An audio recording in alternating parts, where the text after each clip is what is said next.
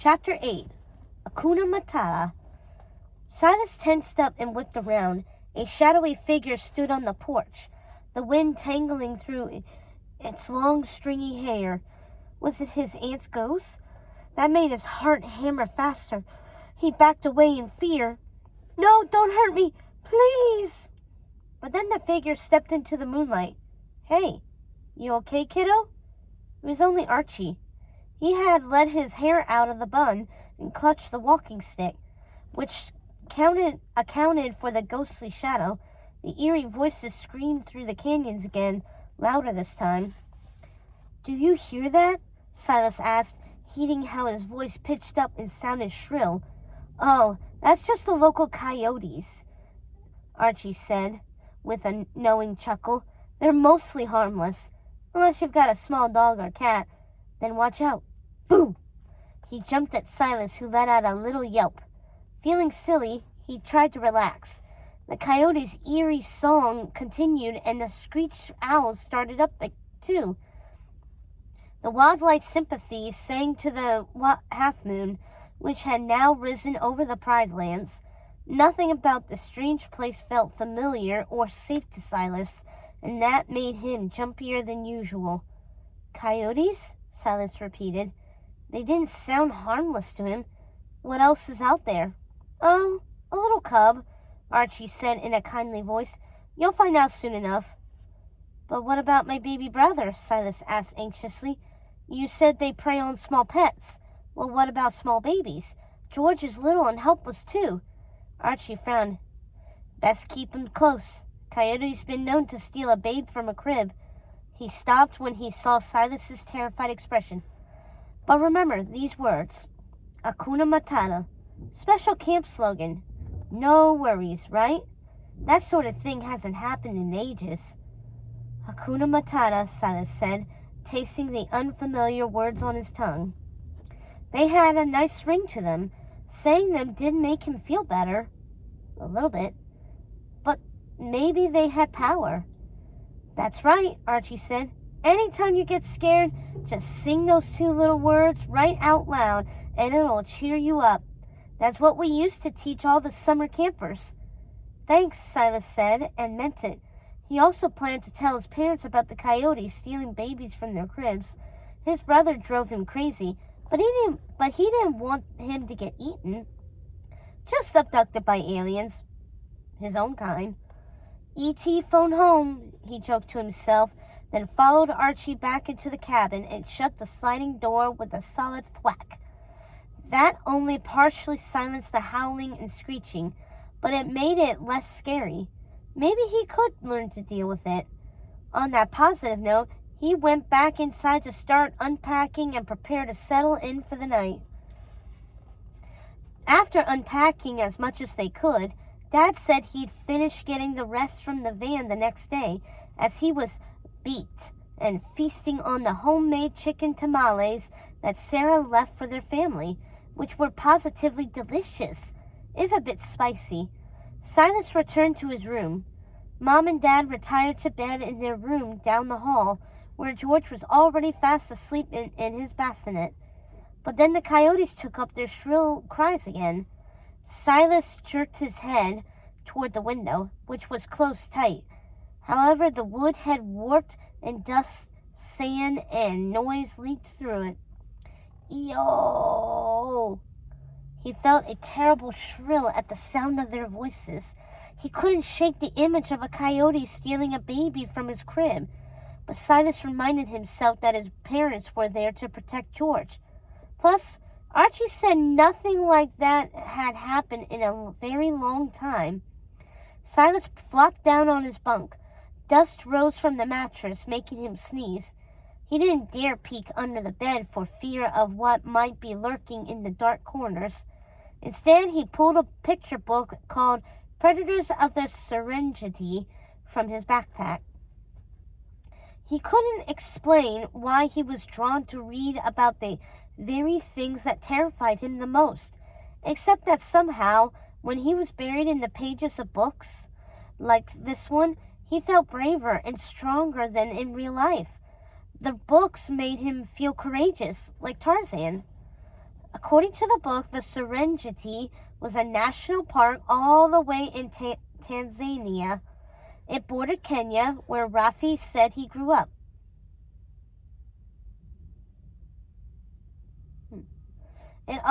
It was also home in some of Africa's most ferocious predators, including leopards and lions, of course. But even the herbivores could be dangerous, like black rhinos. He flipped to the page on them and ran his finger over a picture of the creature with the two horns jutting out of its nose. The dark leathery hide looked like a suit of armor and reminded him of a dinosaur more than a mammal. After a few minutes, his eyelids grew heavy and started to sink. He yawned and pushed the book aside, reaching for the light switch on the bedside table. He flicked it, casting the room into darkness. He flipped over and tried to get comfortable on the thin, hard mattress. It wasn't easy. Right as he was about to drift off, a red light pulsed in the darkness. Silas sat up with a start. What was that? But his room was dark again. Just pale moonlight spilled in from the window. Old curtains printed with turquoise feathers flapped gently. He lay back down, but again, the red light pulsed, lighting up his room. And this time, he saw where it was coming from. The closet across the room. The door was cracked open slightly. The light was definitely coming from in there. He crept out of bed, his feet landing on the cold floorboards. They creaked under his weight. He could feel sand grinding into his toes. His eyes were locked on the closet door, and whatever lay beyond it making that strange light. He grabbed his phone, triggered the flashlight, and shone it ahead of him. His heart thumped as he crept across his room, tasting fear on his tongue like acrid metal. He reached the closet door, which made of flimsy wood, was kind of door that's bunched up like an accordion as you slide it open. Slowly he pushed it. Screech! It made a horrible sound as it moved on rusty tracks. He jumped back and aimed the flashlight into the dark abyss beyond. But then he relaxed slightly. The closet was empty, aside from a few errant hangers dangling sadly from the rod. But then he shone the light down and saw it. There was an old hidden chest pushed into the back of the closet. He approached it and inspected the exterior of the chest. The leather shell was engraved with strange symbols and crude drawings of lions and other African fauna that resembled those from his favorite books. He ran his hands over the smooth leather, feeling the indentations of the images engraved and painted on it. There was a lion with a dark brown mane and green eyes. They gave the predator a treacherous yet intelligent appearance. Next to the lion with the green eyes over the latch that kept the trunk sealed, there was an image of a baboon clutching a strange staff. Stranger still, it looked just like Archie's staff, the one that had belonged to his aunt. That was odd. The baboon in the drawing held the staff toward the lock on the trunk.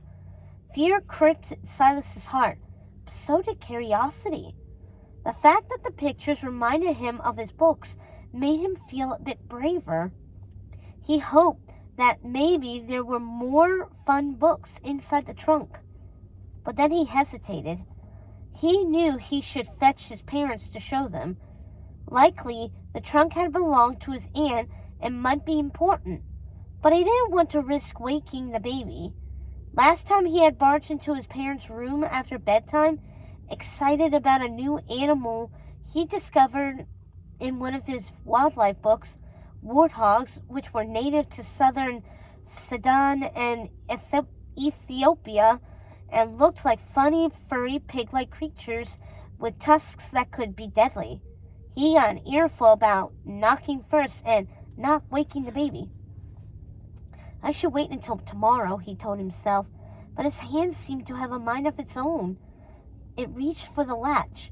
The shadows in his room seemed to stretch out their long fingers, almost like claws. He shut his eyes, held his breath, and grasped for the lock. But when he tried to open the latch, the chest was locked tight. He frowned at it. Only, the lock didn't look like the kind that used a key. That was super weird. So how did you open it? But then his fear caught up to him.